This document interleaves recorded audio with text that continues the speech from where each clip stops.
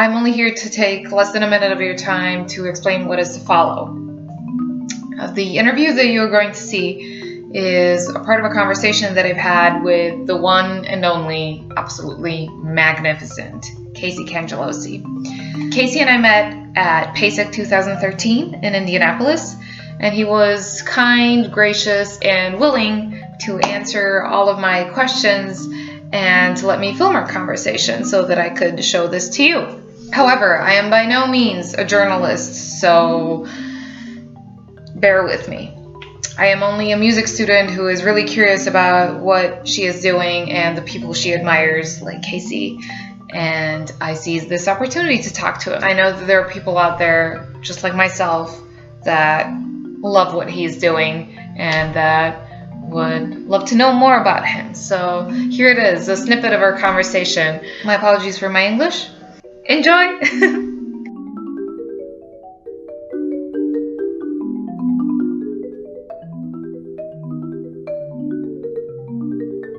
Drum set, really. Drum set? So growing up and watching MTV, back when MTV like actually played music. Yeah, just growing up in the 80s and all these rock stars.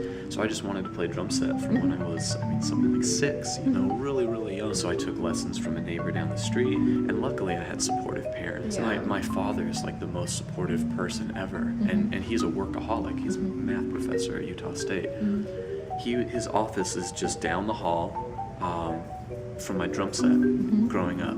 And I'm terrible, little kids are, because I was a terrible, you're just making noise and the heads aren't tuned right and you're using those cymbals that sound like trash cans because the drum set was cheap. And he's just sitting there working.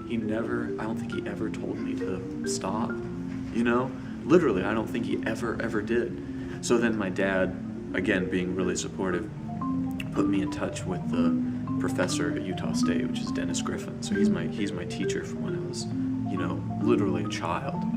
And I took lessons from him for, 20 years or something.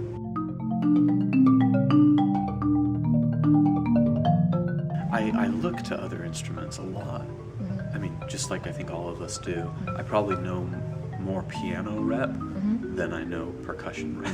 I've never seriously studied any other instrument, but I study scores a lot, and I listen to a lot, which I think is common. We tend to listen to other mediums because we're kind of, overstimulated with our own medium, practicing every day and everything, so we kind of look out. But of course, I grew up, I wanted to play guitar, I wanted to sing, I still want to sing. I'm a terrible singer, but I'd love to be better. But no, I never seriously studied anything else. I've always kind of felt like, oh man, percussion's enough. It's hard enough. I'm still trying to get good at that, I'm from Utah originally, and I did a master's degree in Houston. So my schools are Utah first, which was Utah State University, and then Boston Conservatory, where I got a master's degree, and then I got another master's degree in Houston at Rice University. What drew you to these schools? What drew you to Boston? What drew you to Utah was home, right? Yeah, Utah was home, and Nancy Zeltzman drew me to Boston Conservatory. Yeah, straight out. Nancy Zeltzman and the Boston Symphony percussionists. And I just thought, that's just where I want to go. That makes so much sense. And giant schools never looked that appealing to me. The oversaturation. And I can see why that can be a really good thing. See the benefit. I feel like I have kind of a quiet lesson personality, so I want my teacher to know me well, and not that doesn't happen at the bigger schools, but that's what I thought at the time, But I'm so glad it was like the right decision. I could really see what the school taught me, and then I could really see what Rice University taught me, and I could really see what Utah State taught me. So the combination of the three were really different. But I think, what I'm doing now is the result,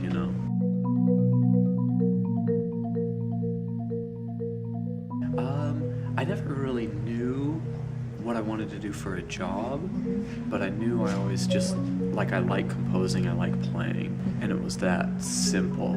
So I think I've been really lucky, and my friends have said this about myself, which I think is just a nice compliment, but I've always just kind of known who I am. and just kept doing it. It's funny because you'll see fellow students when I was in school. I'd be working on a new piece or something, and they'd say, "Oh, well, why are you doing that? Do you have a performance coming up? Do you have is there a reason? Like, why? Is this a commission? Yeah. Why are you working on this right now?" It's like, I like things. yeah, and that was the that was the exact answer. It's just like, I don't know, what else would I be doing? I'm just doing this, and oh, well, is someone gonna play it? I don't know, probably not. But I get this itchy feeling, like when you don't compose or when you don't exercise your hands for a day. I mean, you just feel this uncomfortableness that you need to shed, almost like you need a shower, just that itch has just kept me doing it. And I've never been very specifically career-minded.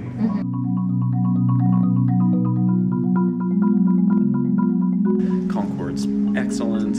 I do love the small environment. It's just really nice. I mean, you can kind of do whatever you want there because it's just great, and I can just do my own projects. I can do projects with my students, and there's not, overshadowing paperwork and complications, and the hall is just waiting for you, and you just go and you record, and it's a blast. To create themselves, really. I mean, that's what you really want. I think it's what you said earlier. I mean, if I had to choose, it would be this human, just real. I mean, just to be real. I can't stop reading Game of Thrones right now.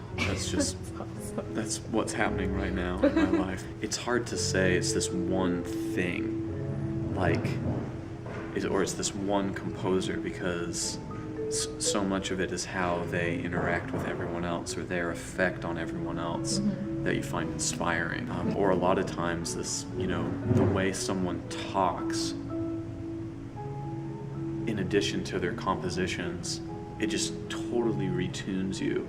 So maybe I don't like their compositions, but then I hear them talk, and I'm like, okay, all of a sudden I'm at this new level of understanding. If I had to give like a quick, easy answer, I mean, man, Morris Palter, he's my hero. He's my friend now, which is amazing. But everyone out there, I mean, it changes so much because, you play. You play Gordon Stout's pieces when you're a master's student and an undergrad, and you study and you study and you study, and then you meet the guy, and he gives you a big hug, and he talks to you, and he knows my name, which is just amazing to me. And all of a sudden, he has this new influence on me, and it's so much more than musical influence. It's this bigger thing, and all of a sudden, I'm like learning life lessons from Gordon Stout when I was learning his music first. It's like, oh, I learned how to play octaves accurately. Everyone is so kind and sweet and talented, so positive. Like, everyone's just so excited to see the other people that are into this weird thing that the rest of the world doesn't understand. What is a marimba? What is it's like instantly we are just allies because we're both into this little niche.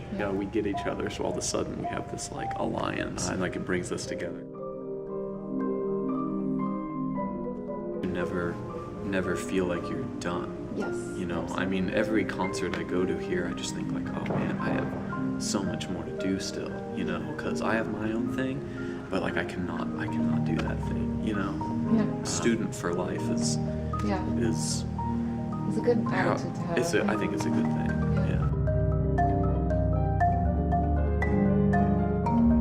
It's just more like we said, like more realizations. Like I used the Gordon Stout example, like meeting him brought me to this new place. I just want to keep going, and I just hope I can keep getting to those new levels, those new levels of satisfaction and enjoyment with percussion. I hope it doesn't exhaust itself, and I can't imagine it would. I mean, like we said earlier, you're a student for life. There's always something you can go pursue.